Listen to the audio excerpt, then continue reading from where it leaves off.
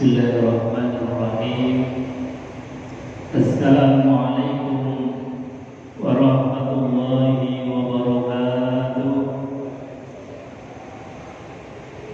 Bismillah, innal hamdalillah nahmaduhu wa nasta'inuhu wa nastaghfiruh wa na'udzu billahi min shururi anfusina wa sayyiati a'malina.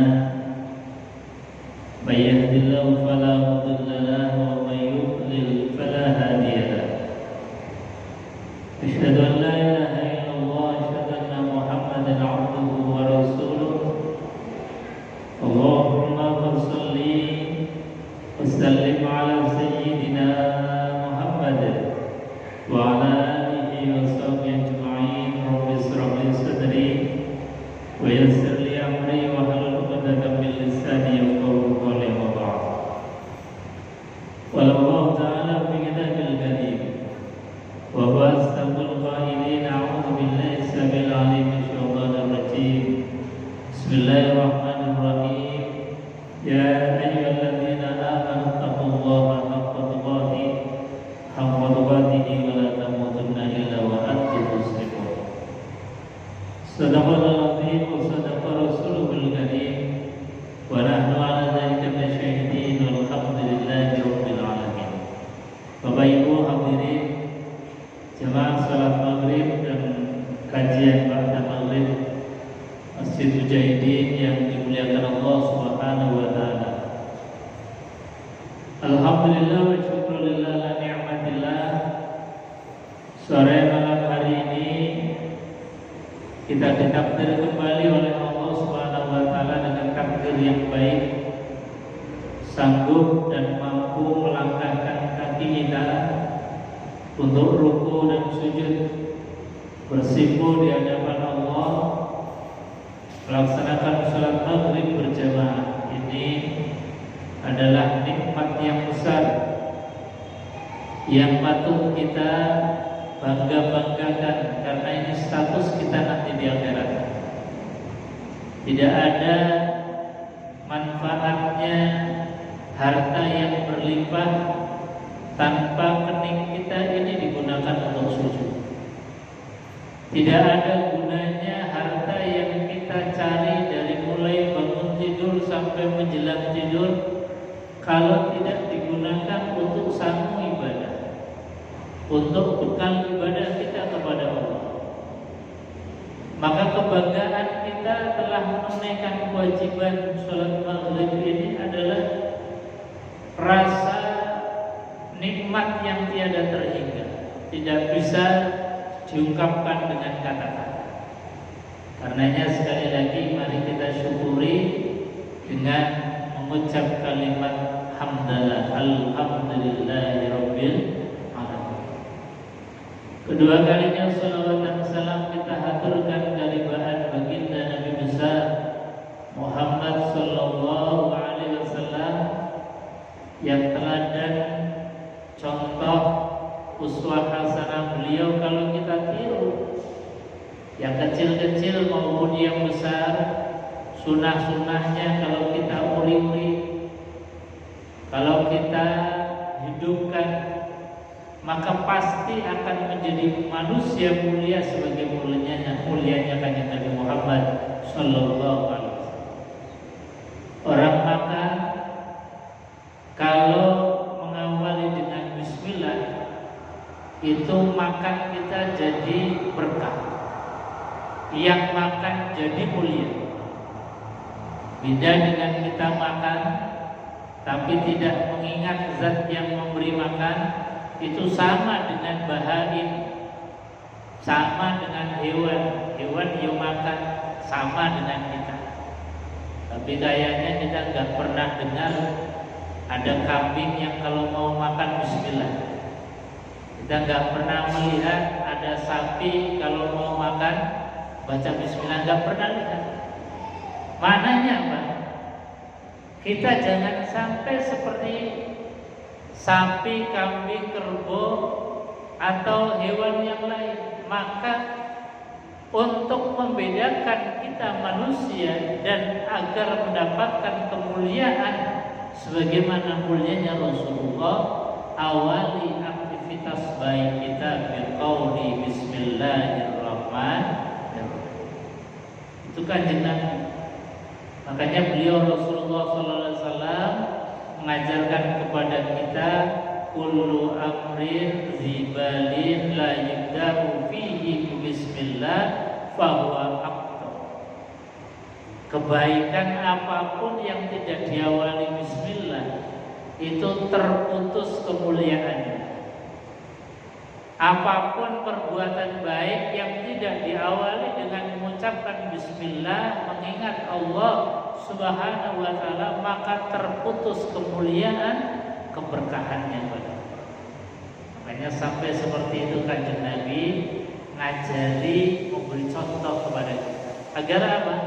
Agar kita termasuk orang-orang yang mulia dunia akhirat. Amin Allahumma amin. Bapak Ibu hadirin jemaah yang dimuliakan Allah, kita lanjutkan kajian kitab Al-Hikam.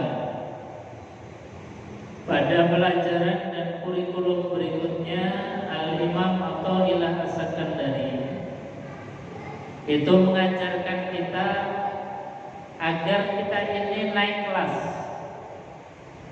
agar kita ini naik level, tidak itu aja di dalam beribadah kepada Allah Subhanahu wa taala. Naik level yang seperti apa yang diharapkan oleh Imam Atha'illah As-Sakandari? Biasanya itu berarti umumnya itu berarti yang kebanyakan kita. Apa itu? Ibadah karena takut makhluk, ibadah karena pengen kaya, pengen rezekinya lancar. Itu kan berarti ibadah karena pengen makhluk, pengen harta. Atau puasa karena pengen anaknya misalnya lulus ujian. Dulu zaman ujian nasional banyak ibu-ibu yang puasa, ketika ditanya, "Napa puasa? Ini ben anak saya itu ujian nasionalnya lulus." Artinya apa? Puasa karena sesuatu. Atau kita ibadah karena surga, atau ibadah karena takut neraka, ibadah takut karena bencana, ibadah karena takut terjadi sesuatu. Ini boleh, tapi kata Al-Imam Atha'illah As-Sakandari, kelasnya ini kelas biasa. Makanya beliau mengajak kita, ayo naikkan kelasmu. Derajat kita di dalam beribadah itu ditoto, dinaikkan levelnya. Jangan itu aja. Lah level yang diharapkan bagaimana? Al-Imam Atha'illah As-Sakandari mengatakan, man abadahu li syai'in yarjuhu minhu aw liyadfa'a bi ta'atihi warudal uqubati anhu fama qama bihaqqi aw sawfi. Kata beliau, man barang siapa abadahu li syai'in, yang ibadah menyembah kepada Allah li syai'in karena sesuatu itu bisa karena pengen harta, pengen jabatan, pengen sesuatu, atau lihat fa'al bita'ati au wurud al-uqubah, atau karena takut sesuatu. Ini adalah kelasnya kita. Maka yang diharapkan oleh beliau adalah kita di dalam beribadah kepada Allah Subhanahu wa taala harusnya kita beribadah karena memang sesuai dengan sifat-sifatnya Allah Subhanahu wa taala. Jadi kata beliau, kalau ibadahnya kita karena makhluk, karena surga atau karena takutnya neraka, maka ia belum menunaikan tugasnya terhadap Allah sesuai dengan sifat-sifat yang dimiliki oleh Allah Subhanahu wa ta'ala. Maka harusnya bagaimana? Di dalam beribadah harusnya sebagaimana janji kita kepada Allah Subhanahu wa ta'ala. Kita kan di dalam beribadah, ketika sholat kita berjanji kepada Allah, inna sholati wa nusuki wa mahyaya wa mamati lillahi rabbil alamin. Nah, itu sudah kelas tertinggi, kelas yang memang diharapkan oleh Al-Imam Athaillah As-Sakandari, kelas yang diharapkan oleh Rasulullah Sallallahu Alaihi Wasallam, yaitu apa? Inna sholati, sesungguhnya sholatku, wa nusuki, dan ibadahku, wa mahyaya, dan hidupku, wa mamati, dan matiku, lillahi rabbil alamin, hanya untuk Allah Subhanahu wa ta'ala. Jadi pasrah total kepada Allah, apapun yang terjadi, apapun yang ditakdirkan oleh Allah Subhanahu wa ta'ala, kita nggak pernah suudzon. Nah, ini bentuk daripada kita kelasnya sudah naik, level ibadahnya itu bukan karena surga atau neraka, bukan karena ingin harta dan lain sebagainya, tapi karena sudah inna sholati wa nusuki wa mahyaya wa mamati lillahi rabbil alamin. Ustaz, terus kalau kita sampai kepada tingkat yang seperti itu, ciri-cirinya apa? Para ulama menjelaskan, memeras dari berbagai hadis baginda Rasulullah Sallallahu Alaihi Wasallam.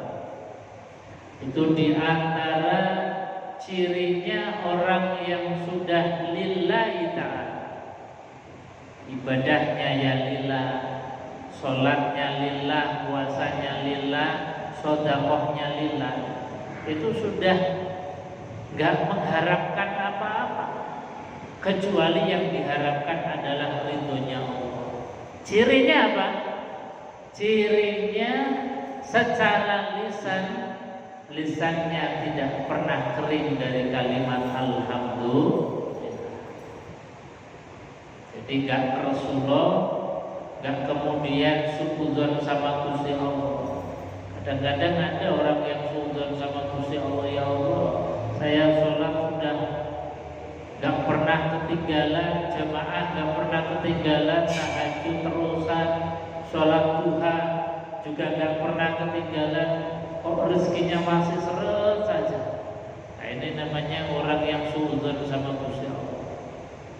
Sebetulnya kalau kita ini sudah beribadah dan sudah pada tingkat level inna sholati wa nusuki wa mahyaya wa mamati lillahi rabbil alamin, itu sudah mendapatkan nikmat tertinggi. Kalaupun di dalam status sosial, hubungan sosial, mungkin ditakdir kaya, ya alhamdulillah. Ditakdir miskin juga, orang yang sudah sholatnya, ibadahnya, hidup dan matinya lillah, ditakdir miskin pun tetap alhamdulillah. Gak pernah suzon, gak pernah kemudian menyalahkan Gusti Allah. Karena apa? Sejatinya kalau kita tahu hakikat yang ditakdirkan Allah Subhanahu wa ta'ala, khairihi wa syarrihi minallah, takdir yang menurut kita itu baik maupun takdir yang menurut kita itu buruk, itu adalah datang dari Allah, dan pasti sejatinya hakikatnya itu adalah yang terbaik untuk kita saja. Cuman kan kadang-kadang kita ini karena nggak melihat hakikatnya, ketika melihat orang lain diberikan rezeki yang lebih, kok kita sekarang masih susah, padahal ibadahnya sudah mempeng, nggak pernah ketinggalan, kemudian suudzon. Makanya Al-Imam Athaillah As-Sakandari di bab-bab awal itu mengingatkan kepada kita jangan sampai tergoda dengan hal yang seperti ini. Sudah mendapatkan puncak kenikmatan, yaitu merasa syukur kepada Allah, kemudian merendahkan diri hanya ingin perkara dunia yang sifatnya fata morgana. Ini sering orang itu kemudian tadi pengennya sesuatu yang seperti orang lain, padahal itu sesuatu yang gak hakiki. Makanya Al-Imam Athaillah As-Sakandari mengingatkan di bab awal, min alamatil i'timad 'alal amal nuqsanur raja' 'inda wujudiz zalal. Nah, ini hati-hati. Kata beliau, tanda orang yang gantung kepada amal. Seolah-olah kalau sudah sholat itu gak boleh miskin. Seolah-olah kalau sudah ibadah itu gak diuji oleh Allah. Sehingga ketika diuji oleh Allah, nuqsanur raja, hilang pengharapan, kemudian suudzon sama Allah. Akhirnya apa yang terjadi? Kalau hilang pengharapan dan suudzon sama Allah, yang terjadi kemudian ibadahnya jadi malas. Ngapain sholat berdua? Sholat kurang sholat tetap kere bisa. Sholat gak sholat tetap gak punya harta. Sejatinya punya uang gak punya uang itu gak ada kaitannya dengan sholat. Meskipun orang yang sholatnya baik, tanamkan inna sholati wa nusuki wa mahyaya wa mamati lillahi rabbil alamin, pasti kaya. Tapi kaya yang tidak hanya diukur dengan harta. Kadang kan orang ukur kaya itu dari harta, nggak diukur dari alhamdulillah ya Allah masih diparingi sehat. Sehat itu ya kekayaan. Ya Allah matur syukur diparingi umur panjang juga kekayaan. Ya Allah masih matur syukur diparingi sajdat rukuk sujud sholat, bisa ke masjid rukuk sujud sholat, itu juga harta yang tidak ternilai harganya. Makanya Kanjeng Nabi Muhammad SAW dalam sebuah hadis beliau ngiming-ngimingi kita, berikan satu motivasi. Man shallal fajr, barang siapa yang sholat fajar. Sholat fajar itu sholat yang dilakukan di waktu fajar. Apakah itu sholat sunnah fajar 2 rakaat, itu ya sholat fajar. Atau kalau nggak nyadar, cukup dengan sholat sunnah qobliyah subuh, itu juga sholat fajar. Atau nggak nyadar sholat fajar, sholat qobliyah subuh, sholat subuh 2 rakaat, itu juga sholat fajar. Kata Kanjeng Nabi, yang pagi-pagi di waktu fajar kok mau sholat, andai kata dia tahu paham tentang fadilah keutamaan, kata Kanjeng Nabi, khairun minad dunya wa ma fiha. Andai kata sholat fajar itu dikonversi dengan dunia, itu lebih baik, timbangannya lebih berat dibandingkan dengan dunia dan seisi. Itu baru sholat fajar.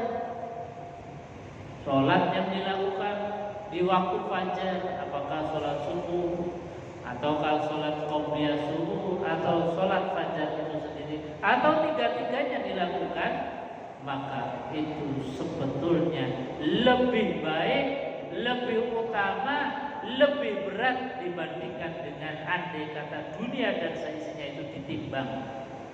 Yang satu dunia dan seisinya, yang sisi lain itu 2 rakaat fajar. Masih berat timbangan 2 rakaat fajar. Kenapa? Karena rezeki 2 rakaat fajar itu rezeki yang hakiki. Rezeki yang hakiki itu maknanya tidak berpotensi adanya sampah-sampah.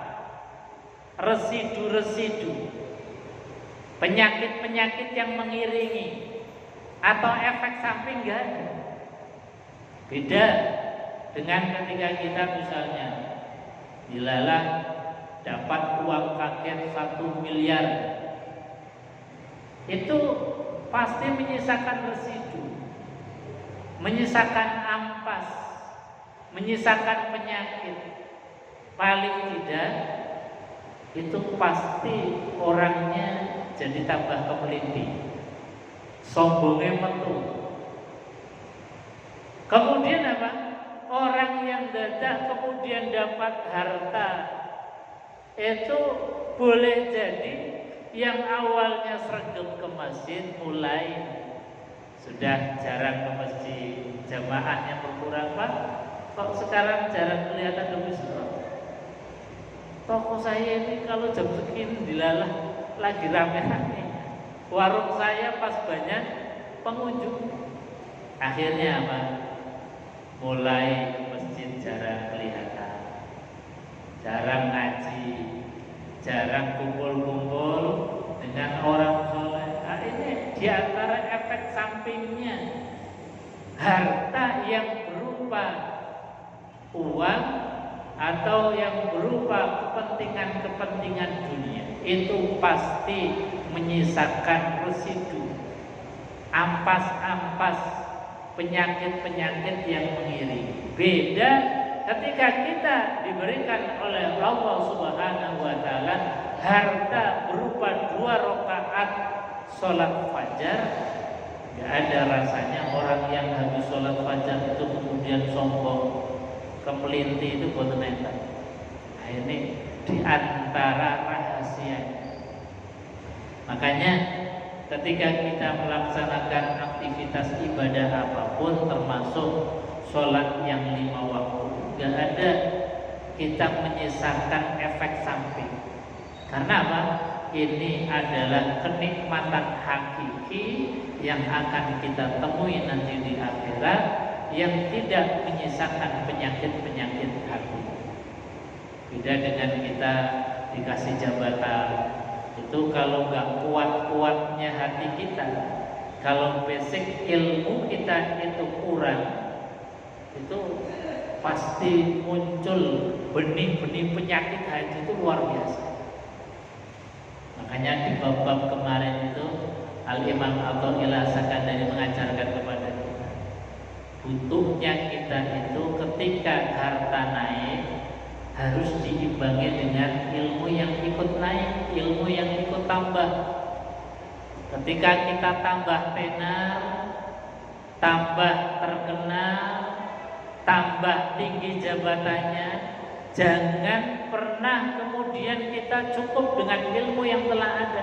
Harus ditanamkan terus bagaimana mengelola jiwa kita ini agar derajat naik, pangkat naik, tetapi tidak menjadikan kita ini tinggi hati, tidak menjadikan kita ini sombong. Nah, seringnya kita, karena ketika harta nambah, ilmu gak nambah, jabatan naik, ilmu gak nambah, seringnya kemudian banyak penyakit-penyakit hati yang mengiringinya, yang justru itu sangat berbahaya untuk diri. Kenapa? Karena naiknya derajat pangkat harta tidak diiringi dengan ilmu bagaimana menjaga pangkat, menjaga harta itu dengan baik. Maka yang muncul, yang sering kita lihat, tambah sugih, tambah sombong, gak kenal dengan tetangga, gak kenal dengan saudara. Tambah tinggi jabatannya, semakin tambah merendahkan orang, menjadikan budak orang lain, mengeksploitasi orang lain. Karena apa? Karena naiknya jabatan tidak diiringi dengan ilmu hati yang baik. Makanya menjadi perlu kita belajar terus-menerus, termasuk di dalam kita beribadah kepada Allah Subhanahu wa taala. Jangan sampai ibadah kita ini karena makhluk, Maka ibadah kita yang benar itu apa? Ibadah yang sesuai dengan sifat-sifatnya Allah. Allah itu Al-Khaliq, pencipta. Maka sudah selayaknya kita ini rukuk, sujud, bersimpuh di hadapan Allah Subhanahu wa taala. Tidak diukur sujudnya kita itu dari rezeki kita. Ketika rezekinya lancar ke masjid. Ketika rezekinya seret, masjidnya sudah mulai ditinggal. Ini namanya orang yang beribadah kepada Allah bukan karena sifatnya Allah Subhanahu wa taala yang ma'bud. Kita beribadah kepada Allah Subhanahu wa taala bukan karena melakukan sesuatu yang memang haknya Allah. Allah punya sifat Ar-Razzaq, zat yang memberi rezeki. Maka sudah sepatutnya rezeki yang Allah berikan kepada kita tanpa batas, tanpa wilangan, tidak bisa kita hitung dengan apapun. Sementara kita kadang matur nuwunnya kepada Allah itu bisa dihitung. Kita misalnya hari ini itu kan nikmatnya nggak bisa kehitung dari Allah. Hari ini saja, dari mulai bangun tidur sampai sekarang, itu kalau kita mau ngitung kan nggak bisa. Tapi coba kita dari bangun tidur sampai sekarang, kira-kira kita mengucapkan Alhamdulillah sudah berapa kali? Itu bisa dihitung. Bangun tidur, mungkin ada yang mengucapkan Alhamdulillah, ada yang lupa, kelewatan. Paling tidak Alhamdulillahnya kita yang pasti dan dipaksa oleh Allah adalah Alhamdulillah ketika kita sholat. Itu pasti. Kalau Alhamdulillah bangun tidur tadi kadang-kadang sok-sok ingat, sok-sok lupa. Mau makan, habis makan harusnya Alhamdulillah, kadang-kadang Alhamdulillah, kadang-kadang lupa. Alhamdulillahnya kita kan kalau sudah geleger, kalau sudah geleger baru Alhamdulillah. Tapi kalau belum geleger, sok-sok lupa, sering kali lupa. Maka Alhamdulillahnya kita ini kadang-kadang berbilang, kadang-kadang bisa dihitung dengan jari.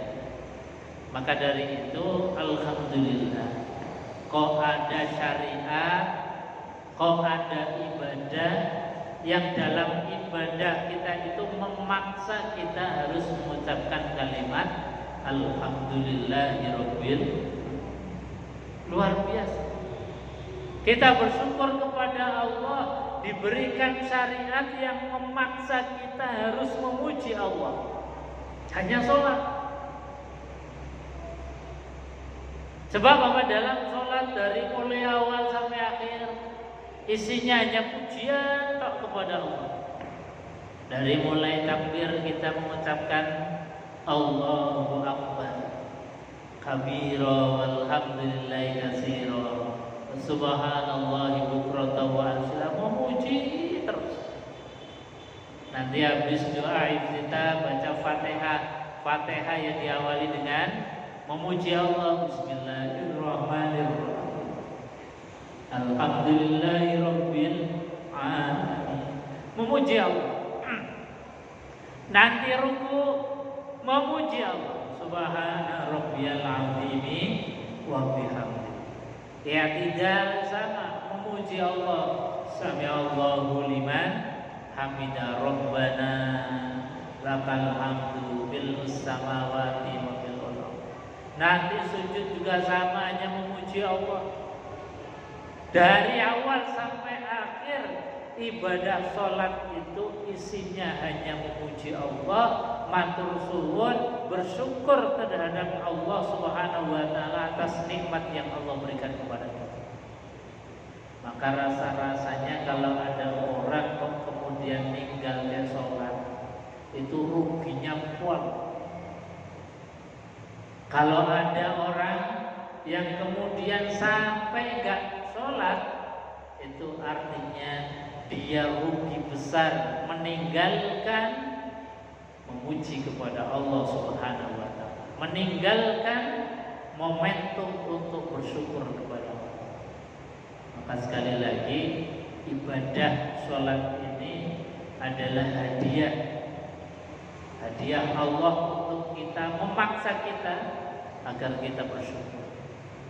Rasanya kalau nggak ada sholat, mungkin ya belas kita nggak ingat Allah, mungkin belas kita nggak memuji Allah, mungkin belas nggak matur suwun kepada Allah Subhanahu wa taala. Maka kalau kita membangun ibadah kita, khususnya sholat itu dalam rangka memenuhi hak-hak sifatnya Allah, itu berarti kualitas sholat kita, ibadah kita itu sudah levelnya naik. Sudah levelnya naik. Kalau sudah sampai sholat kita itu dalam rangka memenuhi hak-hak sifatnya Allah, itu sudah gak kebayang lagi surga, gak kebayang lagi takut neraka. Yang kebayang itu, ya Allah, Engkau ridho terhadap aku. Buktinya apa? Aku ini diberikan kesempatan untuk pergi ke masjid. Artinya Gusti Allah ridho. Ya Allah, matur suwun panjenengan ternyata ridho terhadap aku, diberikan kesempatan untuk bisa sholat.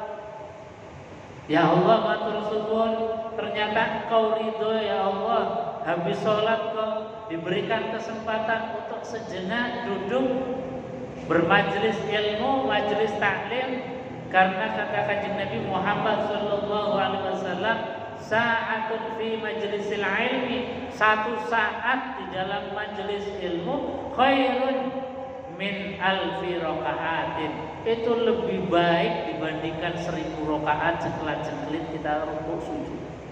Kenapa? Karena satu saat atau satu waktu dalam majelis ilmu itu bisa dandani hati kita, bisa dandani pikiran kita, mindset kita itu kemudian kalau bahasa komputernya itu di-reset kembali. Jadi di-reset kembali, yang ada virusnya dihilang, yang ada males-malesnya dimotivasi dengan ilmu. Makanya Kanjeng Nabi di dalam memotivasi kita untuk senantiasa betah di majelis ilmu itu gak kurang-kurang. Bahkan bandingannya 1 jam di dalam majelis ilmu itu lebih baik dibandingkan kita rukuk, sujud, sholat 1000 rakaat. Karena tadi dengan kita itu duduk di majelis ilmu, al-ilmu nurun, ilmu itu adalah cahaya, berarti kita berada di majelis yang penuh dengan cahaya. Hati kita itu rasanya kemudian tercerahkan, pikiran kita kemudian rasanya dibuka oleh Allah.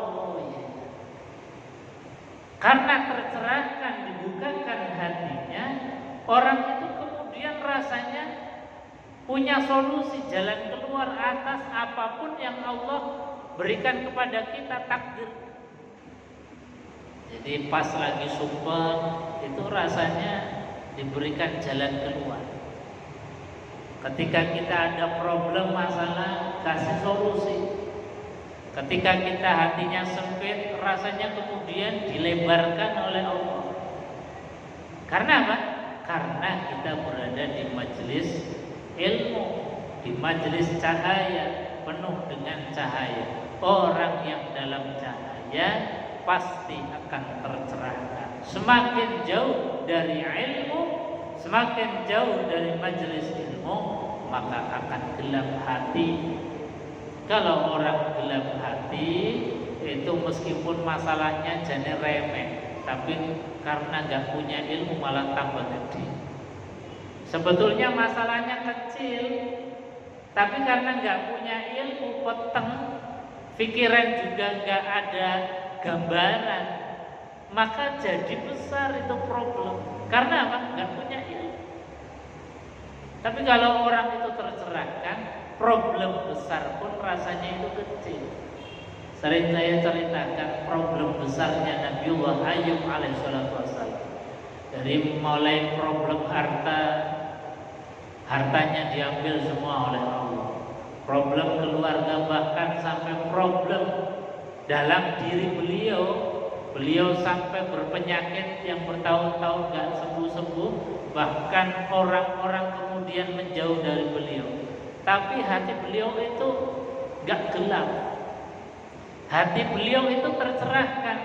Ya namanya Nabi, namanya Rasul, pasti selalu tercerahkan. Hati yang selalu tercerahkan pasti akan mendapatkan solusi, problem solving, jalan keluar dari Allah Subhanahu wa taala. Janji Allah, wa may yattaqillaha yaj'al lahu makhrajan wa yarzuqhu min haitsu la yahtasib. Ini sudah rumus pastinya Quran. Kata Quran, wa may yattaqillah, barang siapa yang bertakwa kepada Allah Subhanahu wa taala. Takwa itu ukurannya, kalau Al-Imam An-Nawawi di dalam kitab beliau itu sesuai dengan hurufnya. Orang yang takwa itu satu, tawadu. Tawadu itu artinya gak sombong, selalu merunduk, selalu merasa lebih rendah, itu tawadu. Cirinya orang takwa. Yang kedua, qanaah dan gerangsang, tidak selalu kurang. Kalau selalu kurang, orang itu memang gawan bayinya memang selalu kurang, tapi harus direm dengan sifat qanaah. Makanya orang yang nggak punya sifat qanaah dikasih gunung emas satu pun rasanya masih kurang. Makanya harus punya sifat qanaah. Orang yang punya qanaah itu berarti takwa. Dikasih sehat alhamdulillah, pas ditakdir sakit ya tetap alhamdulillah, itu namanya qanaah. Yang kedua, wara. Wara itu artinya menjaga dari perkara-perkara yang masih subhat, remeng-remeng. Tak milih yang jelas saja. Karena kata Kanjeng Nabi, da'ma yuribu bila ma la yuribu, tinggalkan yang meragukan, ambil perkara yang cetha elo-elo, yang jelas. Jadi kalau ada perkara-perkara yang subhat secara hukum itu masih debatable, cari aman. Kalau orang bisa cari aman, itu namanya orang yang warok. Orang yang warok pasti takwa. Yang keempat adalah yakin bahwa kebaikan pasti akan berbalas baik, keburukan pasti akan berbalas buruk. Itu yakin. Karena Allah mengatakan, in ahsantum li anfusikum wa in asatum falaha. In ahsantum, kalau kalian berbuat baik, maka kebaikan itu gak untuk siapa-siapa, akan balik kepada diri kita sendiri. Begitu juga sebaliknya, kalau kita berbuat buruk apapun bentuknya, yang rugi itu bukan siapa-siapa, yang rugi adalah diri kita sendiri. Itu namanya yakin. Kalau yakin, pasti kita menjadi orang yang takwa. Orang yang takwa, kata Allah, yaj'al lahu makhraja, pasti diberikan solusi jalan keluar apapun problemnya. Itu sudah rumusnya Allah. Jadi kalau kita ini punya problem gak kelar-kelar, mungkin kita ini masih sombongnya besar. Sombongnya besar, belum tawadu. Kenapa sih kita ini problemnya gak kelar-kelar? Mungkin belum warok, rasanya pengen pulang terus, gak selesai dengan dirinya sendiri.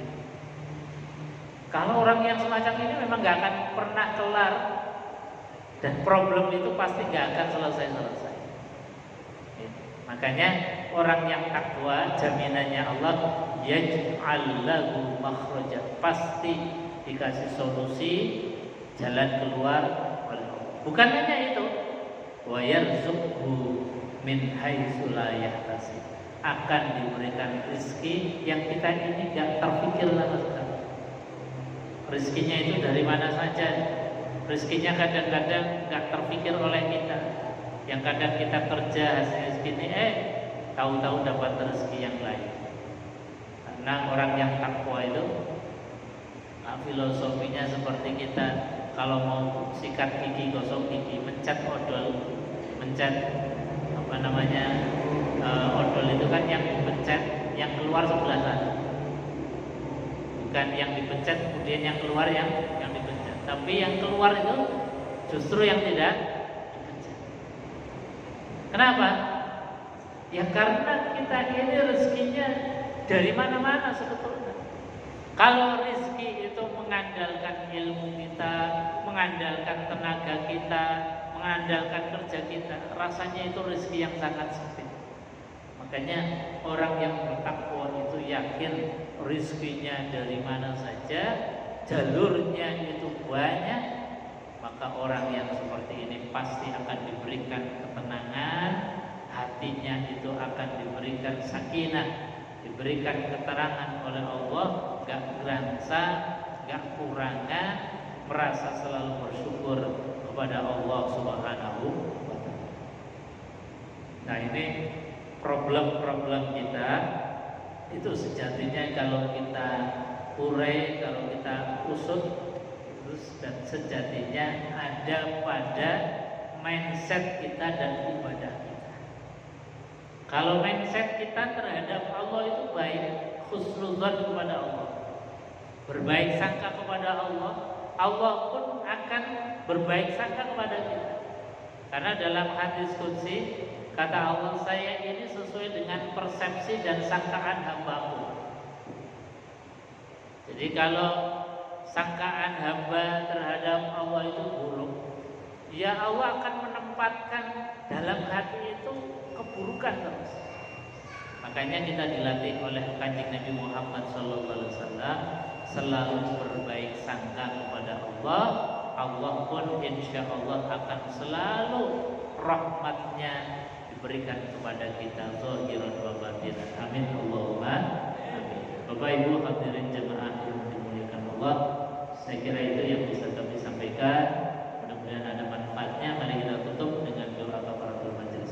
Subhanakallahumma wa bihamdika asyhadu an la ilaha illa anta astaghfiruka wa atubu ilaik. Assalamualaikum